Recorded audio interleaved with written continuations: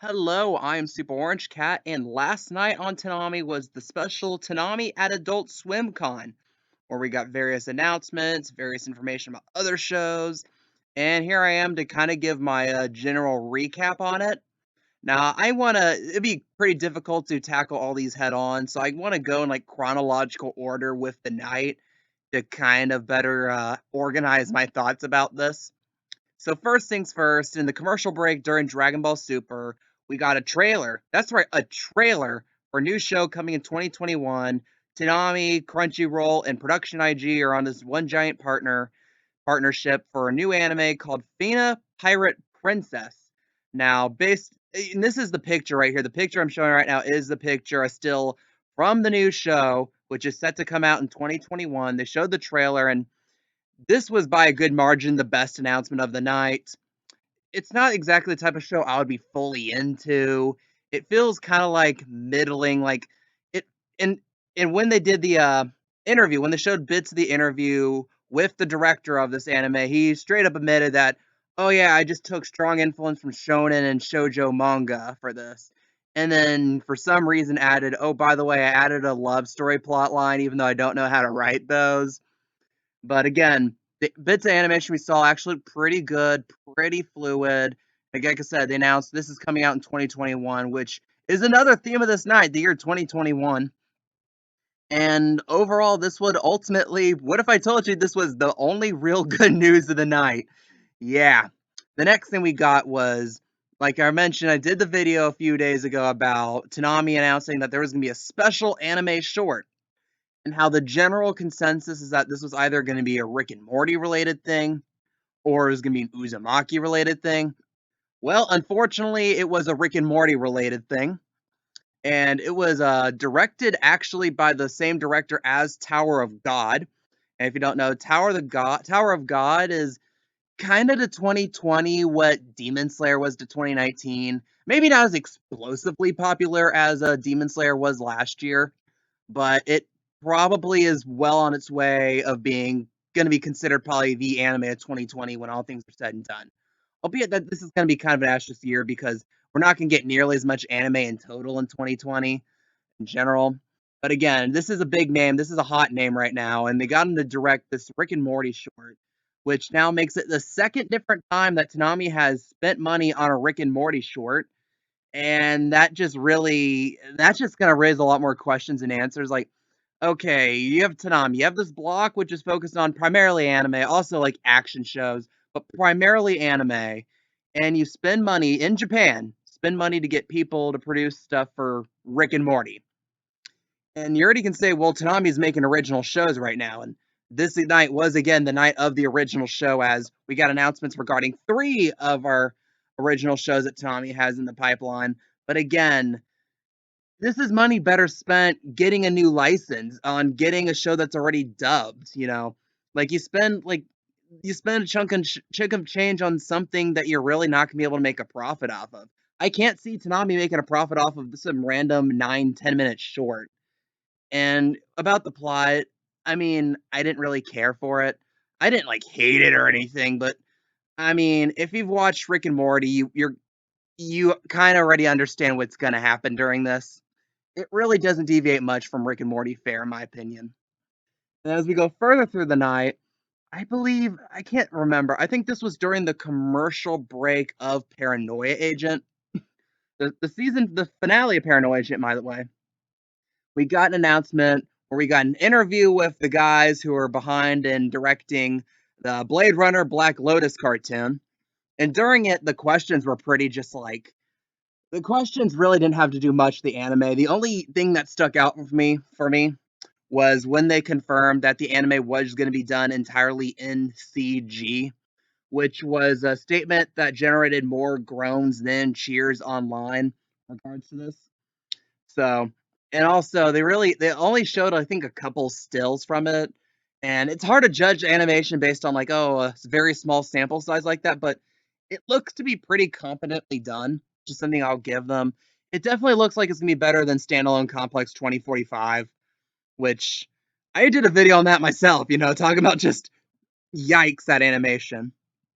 And then as we went further tonight, something a lot of people were starting to get worried about were, well, Uzumaki is his massive name, but we hadn't heard a single thing about him so far. Well, don't worry about it because during the commercial break of Mob Psycho 100, we finally got information about Uzumaki. Just kidding, we really got absolutely nothing. What we got was, I've been told, the exact same teaser trailer that we got back in August. And they had, of course, at the end of the commercial break, they had an interview, a brief snippet of a 13-minute interview with the director of Uzumaki. And I can tell you, gestures and facial expressions speak many more words than actual words here. Because basically what he said was, well, we're being very faithful to Junji Ito's work. This is going to be in black and white. And then what stuck out to me is he spent a little bit of time talking about just how hard it is to animate this. He talked about, well, like one of the good things you get when you animate in color is the fact that you can at least provide a third dimension better. But when you're in black and white, it becomes a bit difficult. And go ahead and watch the interview for yourself. That's the look of a man who just looks frustrated right now. Like you can tell, he's like, this man is like, we've been trying to work hard on this. We've done our hardest, yet we can only go so far. And again, that's partially because of the situation in the world right now, and also the fact that even admitted this was not an easy task to animate, which gets further confirmed when at the end of the interview, Toonami flashed the screen that says Uzumaki coming in 2021. And let me be the one here. I hate gloating about this. But I was the very first person back in, I want to say, April, who came out and said, I honestly doubt Uzumaki will be done in 2020. And I came out and said, at this stage of animation, with what they've given us, there is no way they're near completion.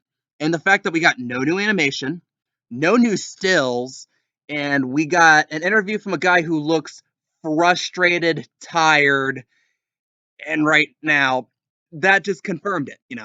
And this was to be expected. And like I said, it's like you can't do much at home. This is a very artistically demanding work they're doing. Just based on the teaser trailer, you knew exactly what they're going to try to do. And this isn't Flash. This is going to take a lot of time and money to do. And with all the stoppages they had to endure over in Japan, I just didn't think it was possible to get done. And all we know so far is we got that one teaser trailer which we saw for a second time. Uzumaki's Twitter released some what's that called? Storyboards from the first episode. And other than that, we just got the cast list for the Japanese cast list for Uzumaki. And again, we now know it won't be a 2020 anime. It has been pushed back to 2021. So, and after that, Toonami didn't have any new announcements. I think the next commercial break, they just showed a clip already available online of the Pillows playing at San Diego Comic Con a couple years ago, playing Spiky Seeds, which is the opening song of which no, actually is not the opening, which is the EP actually of Fully Coolly Progressive. Admittedly, it's a great song, but that just felt like filler relative to actually having an announcement. And I think like at the next commercial break, that Jason DeMarco interviewing Steve Bloom, who is the voice of Tom. And I think after that, he interviewed Dana Swanson, who was the voice actor for Sarah, the two characters inside the ship for Toonami. And all things considered, I have not seen a single person who is satisfied with what happened last night. Like a lot of people were psyched after they got the announcement about Fina Pirate Princess. And that led to one of my theories about the night. They intentionally structure the night from the things I think will be accepted the best to the things that would be accepted the worst. Like you have Fina Pirate Princess, an anime that actually looks like it has some degree of completion because we actually have animation, and the animation they have actually looks kind of good.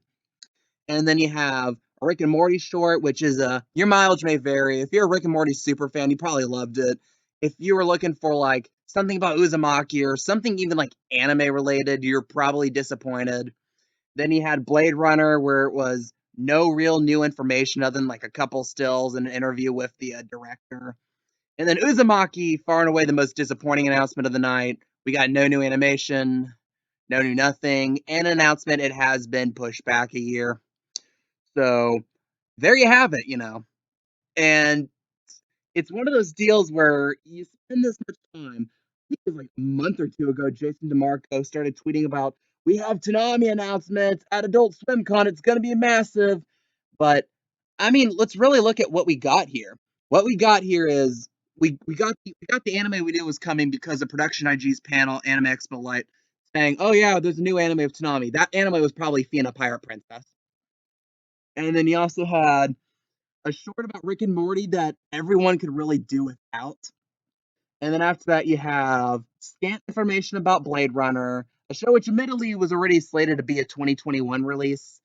But again, people, I think, were expecting a bit more. I know my comment section, people were expecting a bit more from that. And also Uzumaki, where we got Jack Diddley Squat. And again, I just think people are just really, really disappointed with that. And another little thing, a lot of people talking about, well, what shows, because people thought there'd be more new show announcements. Like people talking about, will we get Fire Force season 2? Are we finally getting Mob season 2? The answer to those questions are probably not, because there were no upcoming show announcements made. All we got was announcement for a show that'll be ready next year, confirmation a show will be ready next year, and a show that's supposed to be ready this year being pushed back to next year.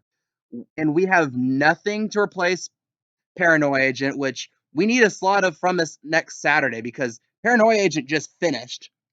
Then you have Mob Psycho 100. Need a answer for that because I think there's only one episode left of season 1 remaining. And we didn't even get anything about Golden Wind. There was nothing, no announcements about Golden Wind last night.